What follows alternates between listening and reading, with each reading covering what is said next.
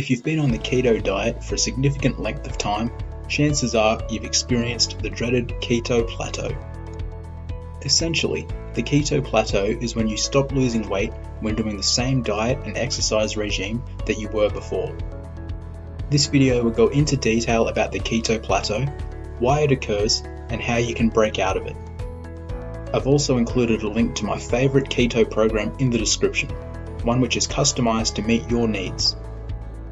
No matter what diet you're on, chances are you'll experience a plateau before you hit your ideal weight. This doesn't mean that you've done anything wrong, although it will likely mean that you need to change your dietary approach. If you've been losing weight consistently on the same number of calories, chances are you'll need to start eating a bit less. By losing weight consistently, your base metabolic rate will become lower and lower. This means you'll need to work harder to burn off the same amount of calories or eat less than you were beforehand. A good calorie deficit on the keto diet is around 500 calories. If your total daily energy expenditure is around 3,000 calories, eating just 2,500 calories a day should see you break through the keto plateau. As with most diets, breaking out of your keto plateau has to be done with either increased exercise or decreased calorie consumption. Here are a few tips to make that process a little bit easier.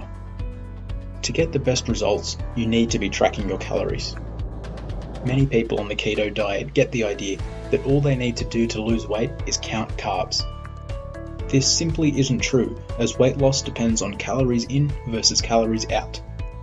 If you consume more calories than you burn, you have excess calories which are stored as glycogen and fat.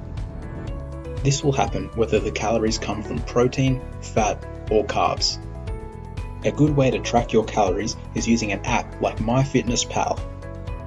This allows you to note down everything you eat each day and helps maintain a caloric deficit. Secondly, you should look to recalculate your macros every month. What was once a calorie deficit can quickly become a maintenance diet. To avoid this dreaded keto plateau, you should calculate your macros with your new body weight on a monthly basis. There are a bunch of online keto calculators that will help you do this. You don't want to reduce your calorie deficit too much, but a deficit of around 500 calories per day remains a healthy goal. Another important factor is to ensure you're eating the right amount of protein. Without this, you will lose more muscle mass, find yourself hungrier, and have less energy throughout the day. Eating the right amount of protein will help you maintain lean muscle mass while increasing your fat burning capacity and ketone levels. Especially if you regularly exercise and lift weights, it is recommended that you consume 1 gram of protein per pound of lean body mass each day. An underrated way to break out of your keto plateau is through intermittent fasting. Instead of snacking when you're hungry, try to restrict yourself to a regular eating schedule each day. One effective way to do this is to eat all of your food within an 8-hour period and then fast for the next 16 hours. Especially if you get a consistent 8 hours of sleep and drink enough water, this won't be that hard to do. This allows your body to go into its fasting state, helping you burn more fat and ketones to use as energy. Your body will quickly adapt to intermittent fasting and you'll experience less hunger and cravings. It also has the positive side effect of improving your focus and productivity for the day ahead. Last, but certainly not least, another way to bust out of the keto plateau is to check for hidden carbohydrates. Many people on the keto diet are eating more carbohydrates than they think. Carbs are in almost every food you'll regularly eat and can definitely add up over an entire day.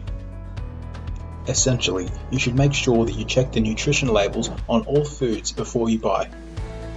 You should be okay by sticking to the basics like steak, eggs, chicken, and low-carb vegetables, but it doesn't hurt to make sure. And there we have it, a bunch of different methods to help you break out of your keto plateau. It really doesn't have to be too complicated either. Focus on eating less, exercising more, and limiting carbs, and you're well on your way. If you'd like to know a bit more about how to break out of your keto plateau, I've linked to the custom keto diet in the description.